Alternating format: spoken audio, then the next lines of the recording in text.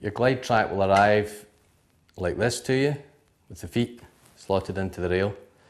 To assemble, there's really nothing to it, it's very easy. All you do is take the screw out the foot, put it onto the rail, screw in, Allen key supplied, gentle nip up, and repeat with the other side. That's you, ready to go.